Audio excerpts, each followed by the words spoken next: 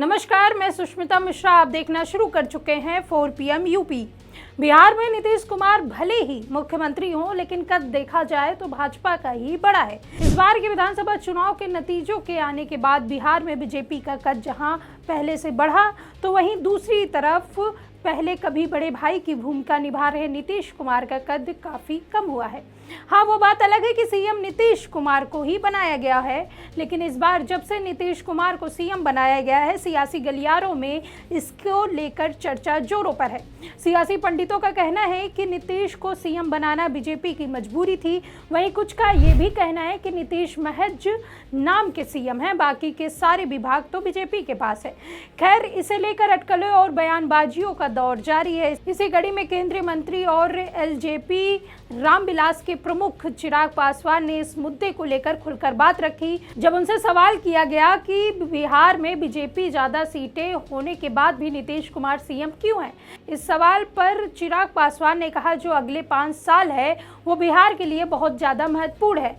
वो इसे golden era के रूप में मानती है। चिराग ने कहा कि अगले 5 सालों में बिहार में आपको वो बदलाव दिखेंगे जो संभवतः 2 दशक में हम लोग उम्मीद कर रहे थे।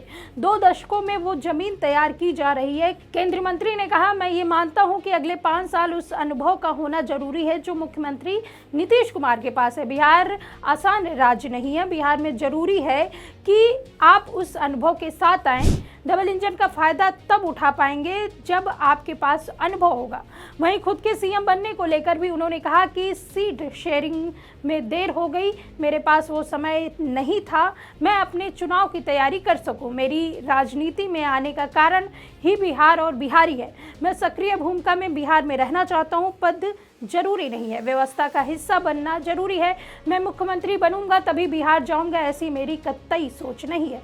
मैं विधायक बनकर भी व्यवस्था का हिस्सा बन जाऊं, इसी सोच के साथ मैंने कहा है कि मैं 2030 का विधानसभा चुनाव लड़ूंगा।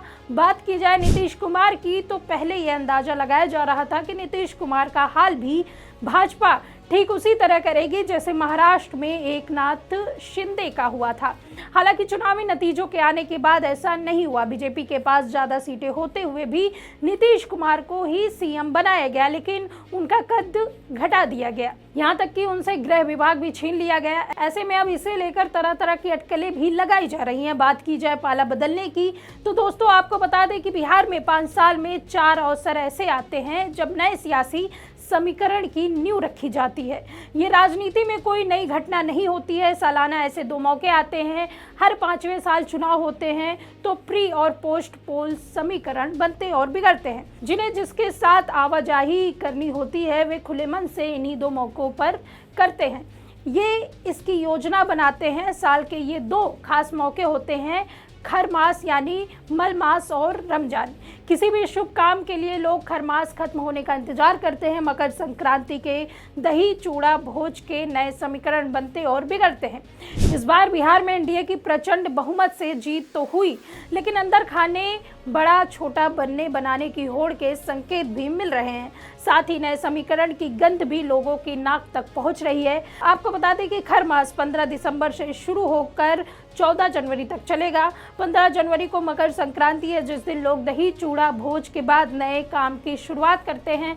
मल मास में कोई काम शुभ नहीं माना जाता, इसलिए शुभ कार्य के लिए राजनीतिक लोग भी मकर संक्रांति आने का इंतजार करते हैं।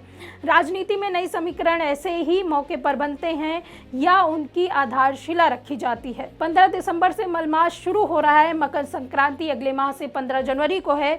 बिहार की राजनीति में फिर से सरगर्मियां तेज हो गई हैं। ऐसे में विधानसभा चुनाव में 202 सीट जीतकर एनडीए में सत्ता में शानदार वापसी की है। भाजपा को 89 और जेडीयू को 85 सीटें मिली है। नीतीश कुमार ने 20 नवंबर को 10वीं बार मुख्यमंत्री पद की शपथ लेने का रिकॉर्ड बनाया।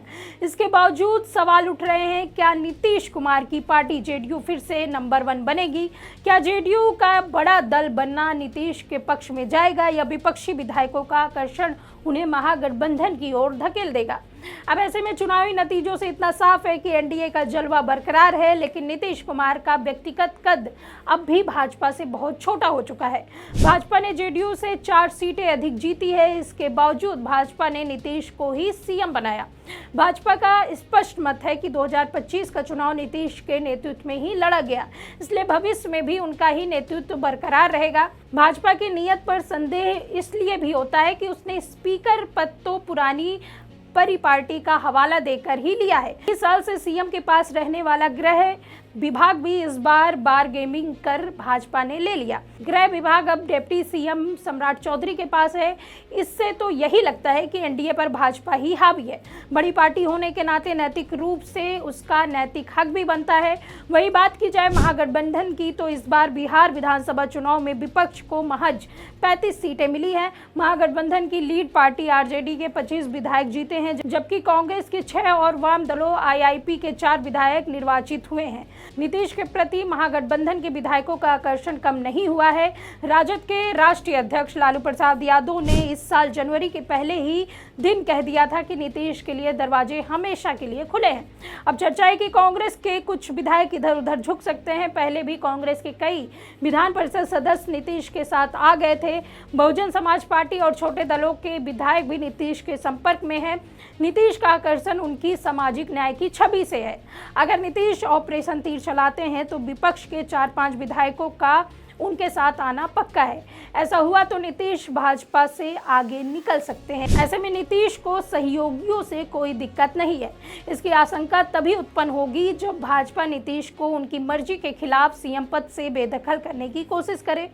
केंद्रीय गृह मंत्री अमित शाह की जेडीयू के 2 बड़े नेताओं से नीतीश के एग्जिट प्लान के बारे में पूछे जाने की खबर जब से मीडिया में आई, तब से यह चर्चा बिहार में चल रही है कि क्या सच में नीतीश ऐसा सोच रहे हैं। अगर ऐसा नहीं हुआ तो उनकी मर्जी के खिलाफ कदम होगा। अब तक अपने मन की बात करने वाले नीतीश क्या भाजपा के इस दबाव को झेल पाएंगे या फिर कोई दूसरी रणनीति बनाएंगे। इसी दूसरी रणनीति में नीतीश कुमार के नए समीकरण की भी चर्चा हो रही है। ऐसे में नीतीश स्पष्ट कर दिया है कि 2 बार आरजेडी के साथ जाकर उन्होंने जो गलतियां की उसे तीसरी बार नहीं दोहराएंगे, लेकिन उनकी पुरानी परंपरा देखें तो इसका कोई मोल नहीं रह जाता। उन्होंने इसी तरह का बयान एक बार और दिया था जब वे महागठबंधन का हिस्सा बने थे। उन्होंने कहा था कि मरना कबूल है लेकिन भाजपा के साथ जाना कभी नहीं। लेकिन आपको बता दें कि पाला बदलना नीतीश के लिए कोई बड़ी बात नहीं है। याद हो कि नीतीश कुमार ने 2015 में भाजपा का साथ छोड़ा, आरजेडी के साथ हाथ मिलाया। 2017 में आरजेडी का साथ छोड़ा, भाजपा संग हो गए। 2022 में फिर महागठबंधन का हिस्सा बने, लेकिन 2024 में एनडीए में वापसी कर ली। यही वजह है कि अब आवाजाही न करने के उनके कहे पर किसी को भरोसा नहीं है। अगर ऐसा होता है तो नीतीश के साथ एआईएमआईएम के 5 और महागठबंधन के 35 विधायकों का साथ उन्हें मिल सकता है। इसी तरह नीतीश के पास जेडीयू समेत विपक्षी विधायकों का मिलाकर 125 का समर्थन हो जाएगा। भाजपा अगर अपना सीएम बनाने का दबाव डालती है तो नीतीश कुमार उसे स्वीकार कर लेंगे, तो यह मान लेना चाहिए कि सब कुछ उनकी मर्जी से हो रहा है। अगर उनकी मर्जी के खिलाफ भाजपा ने कदम उठाया है तो उन्हें उसे झटका देने में देर नहीं लगेगी। उनका स्वभाव ऐसा ही रहा है। ऐसे में अब सभी को इंतजार है खरमास का। देखना ये होगा कि नीतीश कुमार कहीं फिर से पाला बदल लिए तो बीजेपी का बिहार में क्या होगा। खैर, ये तो अब आने वाले समय में ही पता चल पाएगा। वहीं आपका क्या सोचना है इस खबर के बारे में कमेंट करके अपनी राय जरूर बताइए। देखते रहिए 4 PM यूपी। मैं सुष्मिता, नमस्कार।